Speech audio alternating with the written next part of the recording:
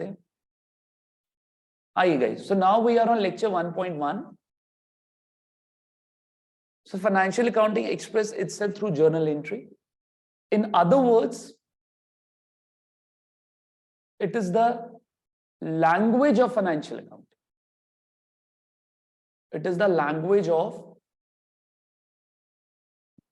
financial accounting. It is the language of financial accounting. Am I clear? बात समझ आ गई आप लोगों को?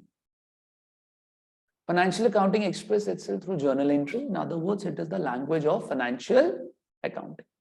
Sir, अब मैं ना इंग्लिश लैंग्वेज की आपके सामने बात कर रहा हूं. मैंने बोला जब पास्ट टेंस को हम रिफ्लेक्ट करते हैं guys, so we use was as verb. जब प्रेजेंट आता है तो हम यूज करते हैं इज. जब फ्यूचर आता है तो हम प्रेजेंट करते हैं उसको विल के थ्रू. सर ये सब क्या है? इंग्लिश लैंग्वेज के रूल्स हैं. ये सब इंग्लिश लैंग्वेज के क्या है? रूल्स. सर आप XYZ कोई भी लैंग्वेज पढ़िए, ठीक है. मेरी एक स्टूडेंट है, she is in KC public, she is in class 12th. उसके फादर जो है पिछले 20 साल से वो इटली में एस्टैब्लिश्ड है. मैंने उनको पूछ रहा था, कल वो आए हुए थे यहाँ पे. मैंने कहा सर क्या लैंग्वेज है? इटालियन. वहां पे मैंने कहा सर आपको आती है? कहते हैं हाँ मुझे इटालियन आती है. तो every language has its own rules and regulations. अब क्योंकि गाइज मैंने यहाँ पे बोला कि जर्नल एंट्री क्या है, वो एक तरीका है. आप कुछ भी बोलिए जर्नल एंट्री को. जब आपसे कोई पूछेगा what do you mean by journal entry, sir it is the way of recording as per financial account. Sir it is the language of financial. Sir it is the way through which financial accounting express its. आप इसमें से तीनों में से कुछ भी बोलिए, but मैंने किस पे एम्फसाइज किया सर? लैंग्वेज पे. Am I clear? बात समझ आ गई? आप इसको ये भी बोल सकते हो sir it is the ABCD, it is the ABC. मतलब ये बिल्कुल बेस है फाइनेंशियल अकाउंटिंग. अब क्योंकि मैंने इसको लैंग्वेज बोला है तो हर लैंग्वेज के क्या होते हैं गाइस? रूल्स होते हैं. हर लैंग्वेज के क्या होते हैं? रूल्स. तो journal entry being a language of financial accounting, इसके भी अपने क्या होंगे sir? Rules and regulations. Am I clear? बात समझ आ रही है आप लोगों को? ठीक है, तो गाइस लिखिए अब मेरे साथ. नेक्स्ट जो है आपका यहां पे, since financial accounting is a language, sorry, journal entry. Since journal entry is a language of financial accounting, since journal entry is a language of financial accounting, it has its own rules. It has its own rules which we need to study. Am I clear? कोई दिक्कत, कोई परेशानी मेरे को बता दीजिए. आपको भी समझ आ गया? He's waving his head. Since journal entry is a language of financial accounting, it has its own rules which we need to study. मेरा ना nephew है, मेरी 3 sisters हैं. मेरा जो second sister का जो बेटा है वो बिल्कुल इसका और उसका ना इतना फेस रिजेंबल. वो मेरे साथ अभी आने वाला था. He's in 9th class right now. मैंने जब इसको देखा, वो भी ग्लासेस स्पेक्स वेयर करता है. वो छोटा था तो वो ऐसा ही लगता. अगर आप उसका थोड़ा सा ज्यादा फेयर कॉम्प्लेक्शन है, बट दोनों का फेस रिजेम्बलेंस बहुत सेम. चलिए, since journal entry is a language of financial accounting, it has its own rules which we need to study. Am I clear? Okay, next topic आपका क्या होगा यहाँ पे?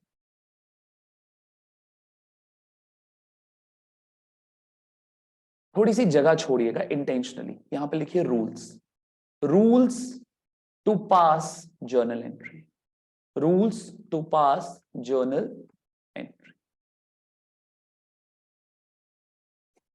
Rules to pass journal entry.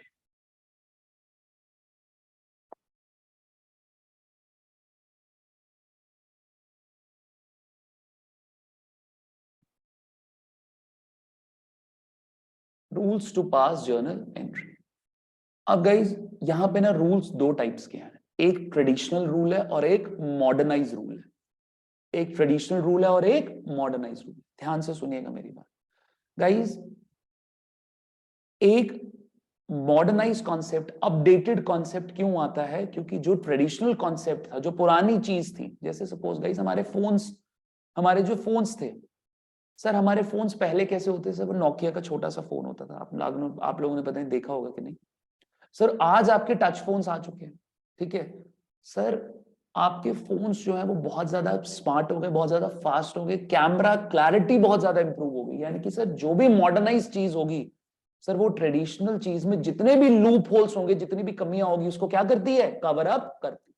Similarly guys, traditional rule में there are lot of loopholes, but 11 J&K के जो teachers हैं, they are obsessed with that traditional rule, but it is the most pathetic method to pass journal entry. Please don't go for it. Modernize rules to pass journal entry. हमें कौन सा वाला करना है? Traditional rule नहीं करना, हमें कौन सा करना है? मॉडर्नाइज। अभी मैं आपके आगे लिखूंगा, एक चार्ट बनाऊंगा, आपको बहुत इजी लगेगा। Modernize rules to pass journal entry. Am I clear? ठीक है, अब मैं ये चार्ट बना रहा हूं, 2 मिनट पहले देखिएगा गाइस। एक तरफ मैं लिख रहा हूं कैटेगरी, एक तरफ मैं लिख रहा हूं गाइस यहां पे नेचर, फिर मैं इज इक्वल टू का साइन डाल रहा हूं, ठीक है, and then I am writing increase. यानी कि अगर नेचर के कॉलम में 1 आएगा तो इंक्रीज के कॉलम में भी 1 आएगा। Am I clear? Vishesh, are you there?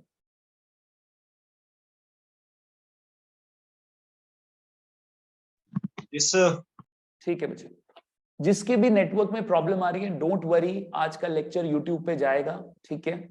पहले 2-3 लेक्चर्स यूट्यूब पे जाएंगे, आप चिंता मत करिए। बस प्लीज मेरा यूट्यूब चैनल सर्च कर लीजिएगा, अगेन ये नाम लिख लीजिए, ASHWINGONDI, ठीक है। Every Tuesday and every Saturday हम एक इंफॉर्मेटिव वीडियो जो है वो बच्चों के लिए लाते हैं, ठीक है। आज की जो मेरी वीडियो है वो एक बहुत इंटरेस्टिंग वीडियो है, एक बहुत आपका एक रेलेवेंट टॉपिक है। Should commerce opt for maths in class 11th? Should commerce opt for maths in class 11th? क्या मैथ्स रखना चाहिए या नहीं रखना चाहिए? ठीक है अयाना, आई केम टू नो कि आप मैथ्स रखना चाहते हो, है ना? Yes sir. Yes, so I think in your case that video will be really informative, ठीक है। It is uploaded on your YouTube channel. Okay, you went through from my YouTube channel? No, I am asking, is it uploaded on your YouTube channel? No, it will upload today. Okay, I'll watch ठीक है, it. I'll make the video, I'll prepare the thumbnail, ठीक है, उसके बाद video upload होगी बेटा, ठीक है। चलिए, बट ये मेरे YouTube चैनल का नाम है, दैट इज अश्विन गोंदी। इस सैटरडे वीडियो आ रही है, should commerce opt for maths in class 11th, और ट्यूसडे को आपकी एक वीडियो आएगी, क्योंकि आप तीनों बच्चे CBSE को बिलोंग करते हो। एक प्रॉब्लम है CBSE के साथ, they don't let you use calculator in class 11th and class 12th। वो आपको कैलकुलेटर अलाउ नहीं करेंगे, और अकाउंटेंसी पूरा टिका ही कैलकुलेशंस पे। 12th के बाद गाइस, वो ऐसी कोई कहीं पर कोई रिस्ट्रिक्शन है ही नहीं, कोई प्रोहिबिशन है ही नहीं कि आपको कैलकुलेटर यूज ना करने दे, बट CBSE पता नहीं क्यों ऑब्सेस्ड है। अब या तो हम प्रॉब्लम पे रोते रहे, या तो हम प्रॉब्लम का सोल्यूशन निकालें। तो गाइस, उस सोल्यूशन के लिए आपको मेरी ट्यूसडे वाली वीडियो देखनी पड़ेगी। मैं आपको बताऊंगा कि कैलकुलेशंस को किस तरीके आपको टैकल करना है, बिकॉज कल मेरे बच्चों के जो 12th क्लास के बच्चे हैं, उनका बोर्ड का पेपर हुआ अकाउंट्स का। सर कॉमर्स जो है आपका इजी है जब आप लॉजिकली पढ़ो, सर रट्टे मारो तो फिर तो बड़ा मुश्किल है। लेकिन sir at the same time it's very lengthy, papers बहुत लेंथी आते हैं। और बच्चों को प्रॉब्लम क्या हुई है? सर कैलकुलेशन, सर पूरा साल कैलकुलेटर यूज करते रहे, सर बोर्ड में कैलकुलेटर तो अलाउड नहीं था। तो मैं आपको बताऊंगा कि कैलकुलेशंस को कैसे करना है। Am I clear? बात समझ गए? एक एग्जांपल देता हूं मैं आपको। सर 2,19,000 इंटू 3, 2,19,000 इंटू 3, सर इसको मल्टीप्लाई करना। अब बच्चा क्या करेगा? 9 3 जा 27, 2 ऊपर कैरी, 3 1 जा 3, 5 3 2 जा 6, फिर 3 0 लगाए। It is time consuming. ऐसे मत करो सर, ब्रेक करो। सर ब्रेक करो, 2,19,000 को ब्रेक करो, राउंड फिगर्स में लेकर आओ। सर आ गया 2 lakh, 2 lakh into 3 6 lakh, 10,000 into 3 30,000, sir 9,000 into 3 27,000, कितना हो गया? 6,57,000। Break it down. ब्रेक करो। ठीक है, एक एग्जाम्पल लूंगा वहां पे और मैं आप लोगों को वो एग्जाम्पल सॉल्व करवाऊंगा उस वीडियो में। Am I clear? ठीक है गाइस, चलिए देखिए। तो गाइस यहां पे आपका आ गया कैटेगरी, देन फिर आपका आ गया nature is equal to increase, and then आपका आ गया गाइस डिक्रीज। क्लियर है गाइस? ठीक है, अब मेरी बात सुनिए guys. There are total 6 categories in accounting. There are total 6 categories in accounting, और लाखों करोड़ों आइटम्स हो सकते हैं, बट वो सारे के सारे सारे आइटम्स आपके किस में सम अप करेंगे? इन 6 कैटेगरीज में ही सम अप करेंगे। यानी कि कोई भी आइटम उठाओ, जो मैं यहाँ पे 6 कैटेगरीज लिखने जा रहा हूं, उनमें से किसी ना किसी को बिलोंग करेगा। Am I clear? बात समझे मेरी कि नहीं समझे? ठीक है, अब सर कैटेगरी क्या है वो मैं आपके आगे लिखने लगा हूं, बट अभी आप लोग नहीं लिखोगे। सर पहली कैटेगरी है एसेट। पहली कैटेगरी क्या है सर? एसेट। दूसरी कैटेगरी है लाइबिलिटी। सर इन दोनों का आपस में लिंक है, इसलिए मैं इनका बना देता हूं पेयर। सर नेक्स्ट कैटेगरी आपकी प्रॉफिट, और फोर्थ कैटेगरी आपकी लॉस। तो इन दोनों का आपस में लिंक है, तो मैं इनका भी बना देता हूं एक पेयर। एंड सर उसके बाद है सर आपका यहां पे एक्सपेंस एंड देन इनकम। इनका भी आपस में क्या बना देता हूं? पेयर। Am I clear? बात समझ आ गई? ठीक है सर, जैसे मैं दो तीन आइटम्स लिख रहा हूं sir. Salary paid, rent received. Salary paid, rent received, ये 2 आइटम्स लिखे मैंने sir. Salary paid, expense, rent received, income. Am I clear? कोई भी आइटम उठा लो यार आप, any item, any X Y Z item, वो इन्हीं 6 कैटेगरीज में आएगा। इन 6 कैटेगरीज से बाहर आपकी अकाउंटिंग नहीं जाएगी। इंडिया में सबसे हाईएस्ट लेवल अकाउंटिंग का पढ़ाया जाता है सीए फाइनल में एंड सीएमए फाइनल में, सबसे हाईएस्ट लेवल सर। एट अभी तो आपकी बेसिक लेवल है। We are right now we are learning to crawl. यहाँ पे तो भागना पड़ता है।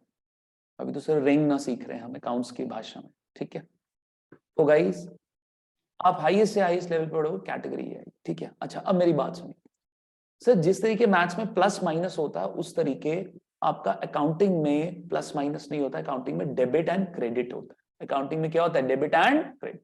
अभी मैं वो प्रूव करूंगा सर। एसेट का नेचर जो है वो डेबिट होता है, और लाइबिलिटी का नेचर जो है वो क्रेडिट होता है। अब मेरे से एक बच्चे ने, आई स्टिल रिमेंबर, मेरा पहला दिन था टीचिंग का, मैंने ये पढ़ाया जैसे आपको पढ़ा रहा हूं। उसने मेरे को बोला सर एसेट का नेचर डेबिट ही क्यों होता है, क्रेडिट क्यों नहीं होता? सर लाइबिलिटी का नेचर क्रेडिट ही क्यों होता है, डेबिट क्यों नहीं होता? Am I clear? मैंने उससे क्रॉस क्वेश्चनिंग करी। मैंने कहा बच्चा 2+2 4 ही क्यों होता है, 5 क्यों नहीं होता? 2+2 4 ही क्यों होता है, 5 क्यों नहीं होता? कोई लॉजिक है इसके पीछे? Sir there is no logic behind it.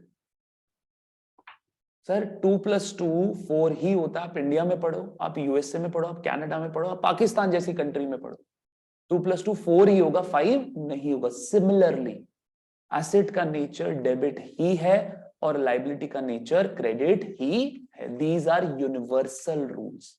These are universal rules. Am I clear? बात समझ आ गई? अब मेरी बात यहां पे ध्यान से सुनिएगा। सर नेचर क्या है एसेट का? डेबिट। अभी मैंने बताया जो नेचर वाले कॉलम में आएगा वही इंक्रीज वाले कॉलम में आएगा। तो नेचर के कॉलम में डेबिट, तो इंक्रीज के कॉलम में भी डेबिट। Am I clear? बात समझ आई? अब मैंने आपको बताया सर, जिस तरीके प्लस माइनस यूज होता है मैथ्स में, अकाउंट्स में क्या यूज होता है सर? Debit and credit. यानी कि ये किसको रिफ्लेक्ट कर रहा है? प्लस को। ओह लैग कर गया। Guys, we need to shift to another sheet. ये लैग कर गया।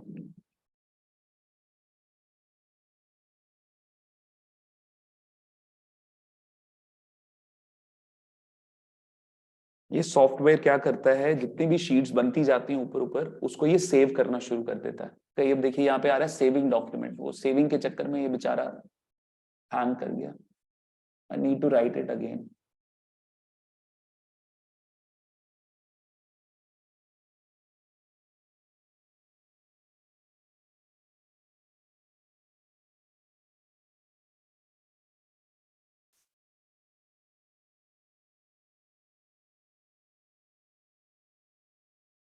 आएगा इसमें, वो फटाफट फिर से लिख देता हूँ। कैटेगरी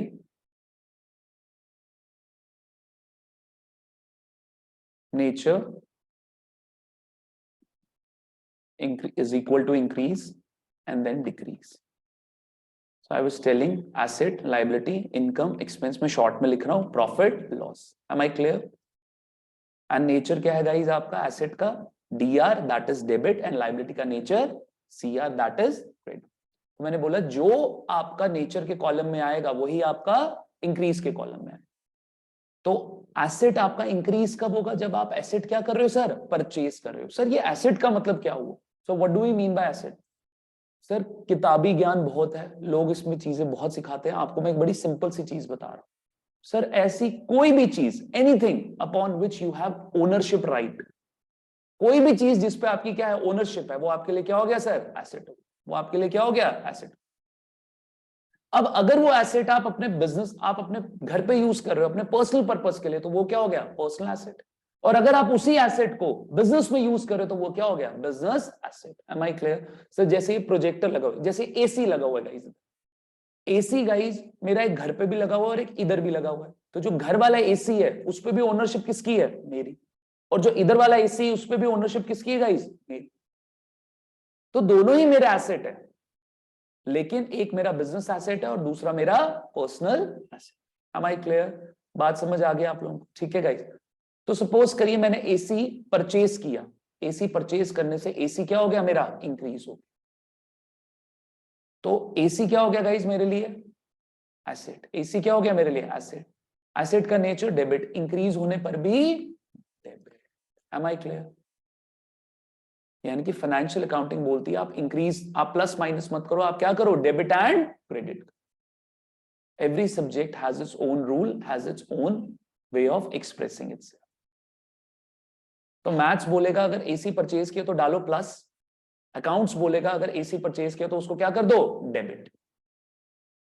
तो एसेट का नेचर डेबिट, इंक्रीज होने पर भी डेबिट, डिक्रीज होने पे सर उल्टा क्रेडिट। यानी कि जब एसी मेरा खराब हो जाएगा और एसी को मैं सेल कर दूंगा तो एसी वाला एसेट क्या हो गया सर? डिक्रीज हो गया। और एसेट डिक्रीज होने पे क्या होगा sir? Credit. Am I clear? बात समझ आ गई आप लोग? सर लायबिलिटी का नेचर क्रेडिट, तो इंक्रीज पे भी क्रेडिट, डिक्रीज पे debit. Am I clear? Sir यानी कि अगर हमें सिर्फ नेचर पता चल जाए तो इंक्रीज डिक्रीज हमें ऑटोमेटिकली पता चल जाएगा। अयाना ऊपर देखो बेटा, don't write it, we just need to know the nature. Sir income का नेचर होता है क्रेडिट, एक्सपेंस का नेचर होता है डेबिट, प्रॉफिट का नेचर होता है क्रेडिट, सॉरी हाँ प्रॉफिट का नेचर होता है क्रेडिट, एंड लॉस का, this is loss, and loss का नेचर होता है डेबिट। अब सर एक बार नेचर पता चल गया तो वही इंक्रीज के कॉलम में डालिए, CR एंड DR।